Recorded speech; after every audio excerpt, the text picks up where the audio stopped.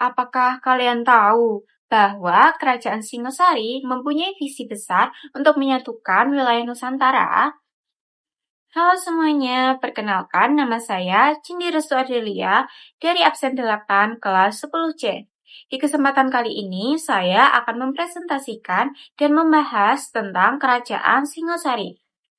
Langsung saja kita mulai presentasinya. Kerajaan Singosari merupakan salah satu kerajaan yang bercerak Hindu-Buddha yang berpusat di sebelah timur Gunung Kawi, Malang, Jawa Timur. Kerajaan ini berdiri selama 70 tahun, yaitu pada tahun 1222 hingga 1292 Masehi. Lalu kerajaan ini dikenal dengan pertarungan politik berdarah antar saudara dalam memperebutkan tahta. Latar belakang didirikannya Kerajaan Singasari. Kerajaan ini didirikan oleh Ken Arok. Lalu ada perubahan nama dari Kerajaan Tumapel menjadi Kerajaan Singasari. Awalnya kerajaan ini dikenal sebagai Kerajaan Tumapel dengan ibu kota bernama Kutaraja, yang kemudian berubah menjadi Singasari. Akhirnya, Singasari justru lebih dikenal daripada Tumapel sebagai nama kerajaan.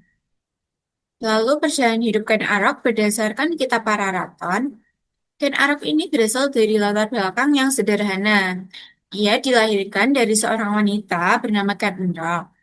Lalu setelah dilahirkan, ia malah ditelantarkan di kuburan. Kemudian ditemukan dan dibesarkan oleh seorang pencuri bernama Ki Lempong. Lalu kehidupan di masa mudanya ini kurang baik. Tapi semua itu mulai berubah ketika ia bertemu dengan Loh Gawe, seorang Brahmana dari India. Berkat bimbingan Loh Gawe, ia berubah menjadi lebih baik dan menjadi pengawal dari Tunggul Ametung. Nah, Tunggul Ametung ini merupakan seorang akuo atau setara camat di Tumapel. Saat menjadi pengawal itu, ia malah terpikat pada kecantikan Kendedes. Nah, karena keterpikat oleh kecantikan Kendedes, Kendedes ini adalah istri dari Tunggul Ametung ya. Karena terpikat oleh kecantikan Kendedes dan juga ambisinya untuk berkuasa, ia akhirnya malah membunuh Tunggul Ametung dengan menggunakan keris buatan Empu Gandring, lalu mengambil alih kekuasaan dan menikahi Kendedes. Pada tahun 1222, Ken Arok berhasil mengalahkan Raja Kertajaya dari Kediri dalam pertempuran di Genter. Dari situlah kerajaan Kediri runtuh dan kerajaan Singosari resmi berdiri, dengan Ken Arok sebagai raja pertamanya yang bergelar Sri Ranggah Rajasa Sang Amurwabumi. Berikut ini merupakan silsilah raja-raja kerajaan Singosari. Nah, yang pertama adalah yang tadi saya sebutkan, pendiri kerajaan Singasari, yaitu Ken Arok pada tahun 1222 hingga 1227 Masehi. Lalu selanjutnya digantikan oleh Anusapati, yaitu anak tiri dari Ken Arok, yaitu anak dari Ken Dedes dan juga Tunggul Ametung pada tahun 1227 hingga 1248 Masehi. Selanjutnya yang ketiga adalah Tohjaya. Tohjaya ini adalah putra dari Ken Arok dari selir Ken Umang pada tahun 1248 Masehi. Selanjutnya adalah Ranggawuni atau Wisnuwardana. Ranggawuni ini adalah anak dari Anusapati pada tahun 1248 hingga 1268 Masehi. Selanjutnya raja yang terakhir yaitu Raja Kertanegara. Raja Kertanegara ini adalah anak dari Ranggawuni pada tahun 1268 hingga 1292 Masehi. Nah, pada masa pemerintahan Raja Kertanegara atau raja terakhir dari Raja Kerajaan Singasari, Kerajaan Singasari ini mencapai puncak kejayaan dan menjadi kerajaan terkuat di Nusantara. dengan visi perluasannya yaitu visi Cakrawala Mandala Dwipantara.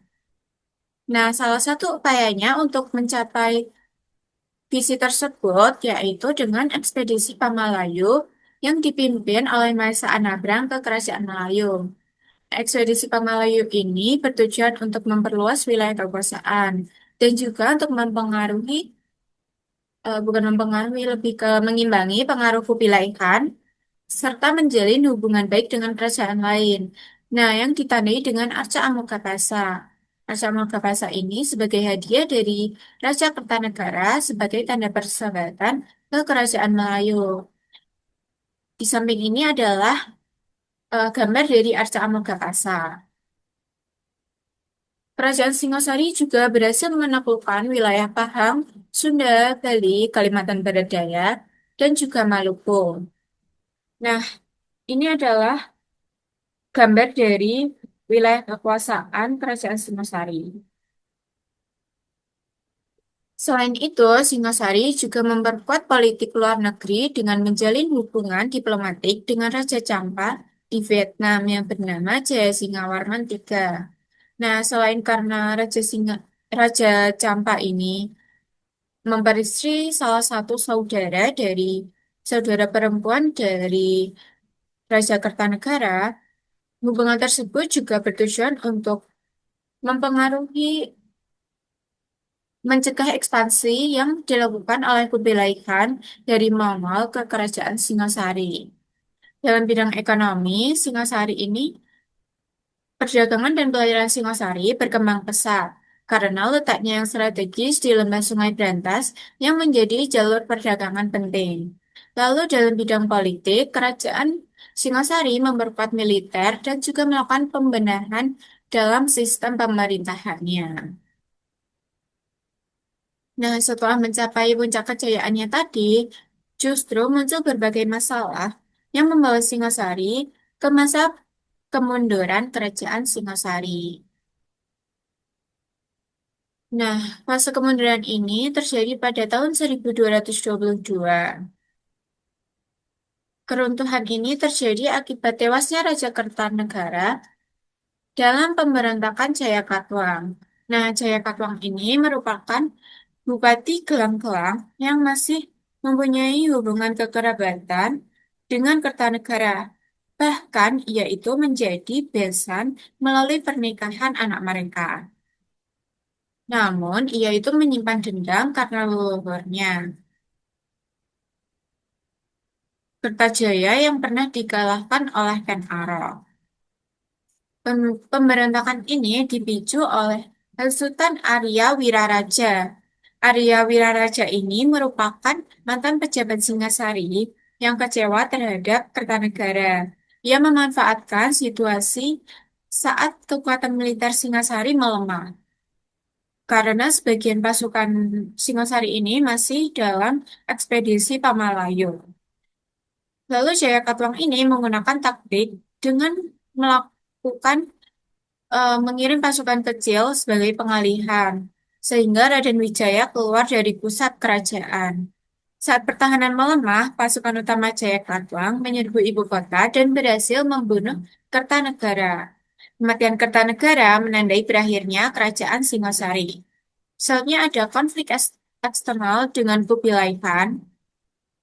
Melalui utusannya, Kubilai Khan meminta kerajaan Singasari tunduk pada Mongol. Namun Kertanegara itu selalu menolak dan pada akhirnya Kertanegara menolak dengan melukai utusan dari Kubilai Khan tersebut.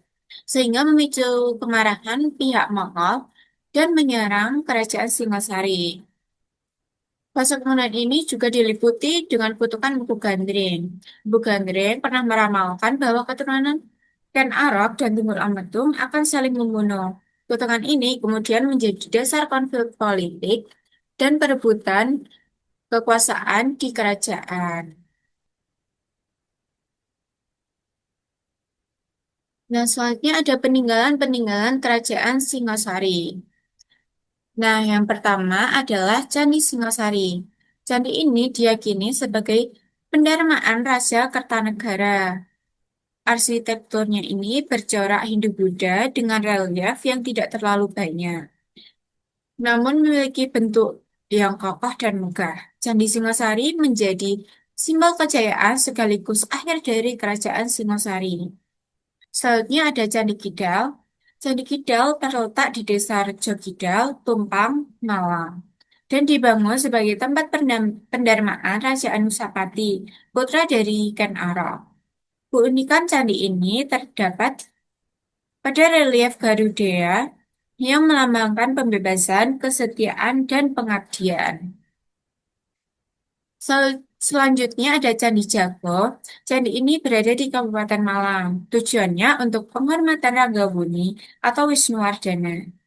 Selanjutnya ada Candi Jawi. Candi Jawi ini terletak di Prigen, Pasuruan, Jawa Timur.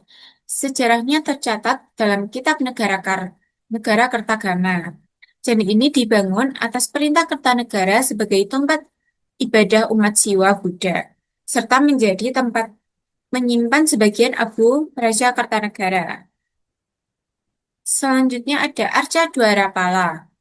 Arca Dwarapala adalah patung raksasa penjaga yang kini berada di sekitar kawasan Singosari, berfungsi sebagai penjaga pintu masuk kawasan suci. Selanjutnya ada Arca Amogapasa. Nah, ini tadi sudah saya jelaskan ya yang di slide sebelumnya. Ini adalah ini adalah hadiah dari Raja Kertanegara ke Kerajaan Melayu. Ini merupakan simbol persahabatan, kerjasama politik, dan bagian dari ekspedisi Pamalayu untuk menghadapi ekspansi dari Mongol. Selanjutnya ada Prasasti Wurare. Prasasti Wurare ini, yang ini ya, berkaitan dengan penobatan Raja Wisnuwardana. Prasasti ini menegaskan konsep raja sebagai pemimpin yang memiliki legitimasi religius dan politik. Keberadaan prasasti ini menunjukkan bahwa kekuasaan Raja Singasari tidak hanya didasarkan pada kekuatan militer, tetapi juga pengakuan spiritual dan simbolik.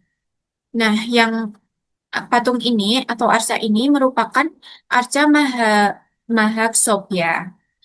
Nah, prasasti Wurare ini terpahat pada bagian tempat alas duduk si Arca Mahasogya ini. Atau Arca Mahasogya ini lebih dikenal masyarakat sebagai Arca Joko Dolok. Selanjutnya ada Prasasti Mula Malurong. Prasasti Mula Malurong merupakan salah satu prasasti terpenting dari masa Singosari. Prasasti ini memuat silsilah raja-raja Singasari, mulai dari Ken Arok hingga Kertanegara. Selesai sudah pembahasan saya mengenai Kerajaan Singasari. Berikut ini adalah daftar pustaka yang saya gunakan dalam mencari informasi dari presentasi yang sudah saya lakukan. Selesai sudah pembahasan dan presentasi saya mengenai Kerajaan Singosari. Mohon maaf jika terdapat kesalahan atau kekurangan dalam menyampaikan materi tentang Kerajaan Singosari tadi. Sekian dari saya. Wassalamualaikum warahmatullahi wabarakatuh.